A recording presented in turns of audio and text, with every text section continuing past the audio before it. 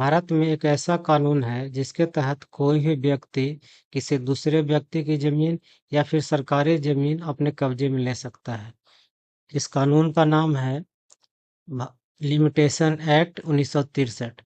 यह जो है 1963 में आया था और इसके तहत एक प्रावधान है प्रतिकूल कब्जा, एडवांस पोजीशन। इसमें यह होता है कि कोई भी व्यक्ति किसी दूसरे व्यक्ति की जमीन पे कब्जा किए हुए है या फिर सरकार की जमीन पे कब्जा किए हुए है, तो वो फिर अपने नाम से वो जमीन करवा सकता है। लेकिन उसके लिए कुछ कंडीशन है। सबसे पहला है कि वो जो है कब्जा समान मालिक की तरह कर किए हुए रहना चाहिए। मतलब कि वो ऐसा होना चाहिए कि वो जमीन बिल्कुल उसका है, इस तरह का कब्जा होना चाहिए। ये जो कब्जा है लगातार होना चाहिए, ये रुकावट के साथ नहीं होना चाहिए। ये लगातार, ये नहीं कि कुछ दिन कब्जा रहा फिर नहीं रहा, किसी उसी बीच किसी और का कब्जा हो गया, ऐसा नहीं। यह लगातार होना चाहिए। फिर है कि उस पे सिर्फ उसी व्यक्ति का कब्जा हो जो यह दावा करता है कि यह मेरा जमीन होना चाहिए। ये नहीं कि उसका है किसी और का है, तो ऐसे नहीं। फिर है यह कब्जा पूरा ओपन और स्पष्ट होना चाहिए। ये नहीं कि छिप छिपा के, एकदम बिल्कुल ओपन होना चाहिए। लोग को पता होना चाहिए कि इस जमीन पे इस व्यक्ति का कब्जा है। और यह जो कब्जा है मालिक की अनुमति के बिना होना चाहिए, यानी जिसका मेन मालिक है पहले का जमीन का, उसके अनुमति के बिना होना चाहिए। ये नहीं कि उसके अनुमति से हम कब्जा किए हुए हैं, उसको हम रेंट दे रहे हैं, तो ये उसमें नहीं गिना जाएगा। और इसमें सबसे बड़ी बात यह है कि इसके लिए निजी भूमि पर कम से कम लगातार 12 वर्ष और सरकारी भूमि पर कम से कम 30 वर्ष तक लगातार कब्जा हो, तभी इस कानून के तहत उस व्यक्ति का वह संपत्ति और जमीन हो सकता है। और यह जो 12 वर्ष जो काउंट किया जाएगा, वो उसके कब्जे के टाइम से, जो प्रतिकूल कब्जा होता है यानी कि मालिक के विरुद्ध कब्जा होता है, उस टाइम से गिना जाएगा। ये नहीं जैसे कि कोई किराएदार रेंटर रह रहा है और वो 5 साल तक मालिक के अनुमति से रहा और उसके बाद वो फिर 7 साल उससे जबरदस्ती रह रहा है, तो 12 साल हो गया। तो इसमें ये 5 साल जो अनुमति के साथ रहा है, ये काउंट नहीं किया जाएगा। ये बस 7 ही साल हुआ कि 7 साल उसके अनुमति के बिना यानी जबरदस्ती उस पर कब्जा किए हुए हैं। इसके लिए जो कब्जा कर रहा है उसको कोर्ट में साक्ष्य देना होगा कि हम ये सब जो उपरोक्त जो साक्ष्य है उसका वो फुलफिल कर रहा है। वो उसके कितने दिन से कब्जा है वो बताना चाहिए। उसके लिए डॉक्यूमेंट दे सकता है, गवाह ला सकता है, उसका जो टैक्स दे रहा है, रसीद कटा रहा है, ये सब साक्ष्य के रूप में प्रमाण दे सकता है। फिर यह भी प्रमाण देना होगा कि इसको जो संपत्ति है उसके मालिक को ये पता थी कि हम कब्जा किए हुए हैं और उसने कोई कदम नहीं उठाया। और यह भी बताना होगा कि यह जो हम संपत्ति लिए हैं, जो कब्जा किए हुए हैं, उस पे हम या तो निर्माण किए हैं, कुछ घर वगैरह बनाए हैं, या फिर उसमें खेती कर रहे हैं। तो इसके बाद ये जो है कोर्ट में अपना ये सब साक्ष्य दे के अपने नाम पे करवा सकता है। लेकिन इसके अपवाद भी हैं कि यदि उसका जो मालिक है पहले वाला वो नाबालिग है, तो वो 12 साल वो काउंट नहीं किया जाएगा। कि 12 साल बच्चा है उसके जमीन पे कोई कब्जा किए हुए हैं, तो उसको नहीं गिना जाएगा। या कोई मानसिक रूप से अस्वस्थ है, या फिर जो मालिक है वो सशस्त्र बल में कार्यरत है, ये तीन जो मालिक होंगे उसमें ये जो है नियम लागू नहीं होगा आमतौर पे। नेक्स्ट है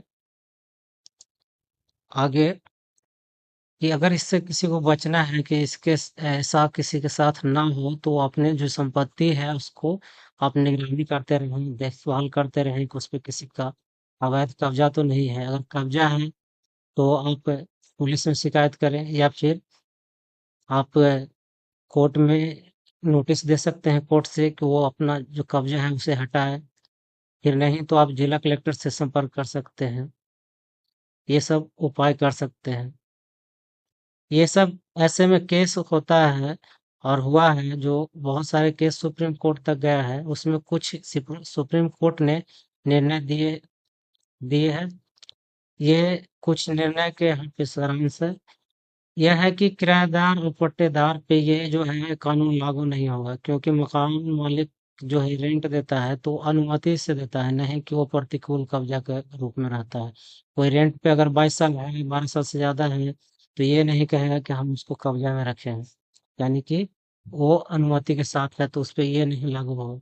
सुप्रीम कोर्ट का यह भी कहना है कि यह जो कानून है, जो इसका जेन्युइन मालिक है, जो सच में जो मालिक है, उसके लिए कठोर है, क्योंकि जब खास करके तब जब वह जो मालिक है कमजोर है या अनजान है।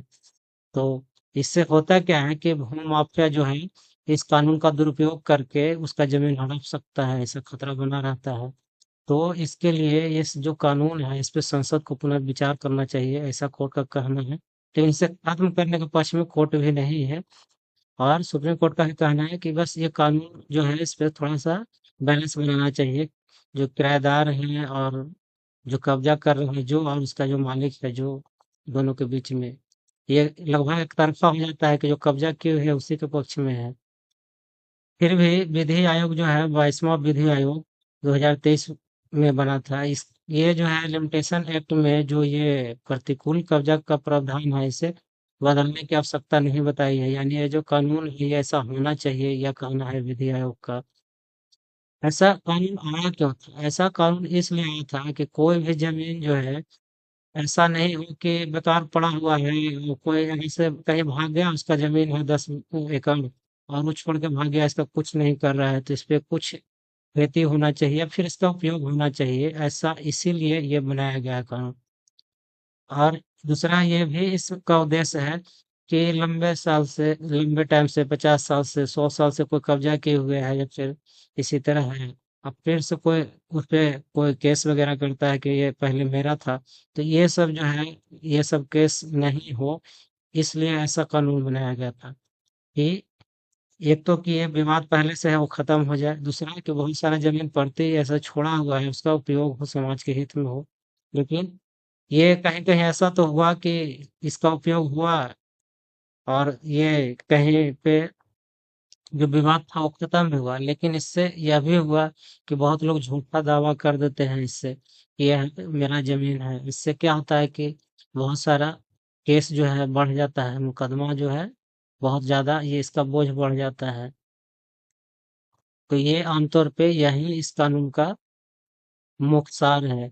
इसमें यहाँ पे एक पॉइंट बता देते हैं, एक बात यह है कि अगर कोई भी व्यक्ति जो कानून ये वकील का फीस या कोर्ट का फीस अगर नहीं वहन कर सकता है, नहीं उठा सकता है, तो उसके लिए एक संस्था है, राष्ट्रीय विधिक सेवा संस्थान, जो नेशनल लेवल का है, या जिला विधिक सेवा संस्थान जो जिला लेवल पे होता है, वहाँ से ये मुफ्त कानूनी सहायता प्राप्त कर सकता है। ये दोनों के यहाँ भी जो अगर मालिक है जमीन का वो भी, या फिर जो कब्जा किया है वो भी, ये भी, और इसके साथ साथ बहुत सारे केस में ये जो है फ्री में ये सुविधा प्रदान करते हैं। वहाँ पे अगर कोई गरीब है उसके लिए ये कारगर है। तो ये कानून आमतौर पे यही है। Thank you.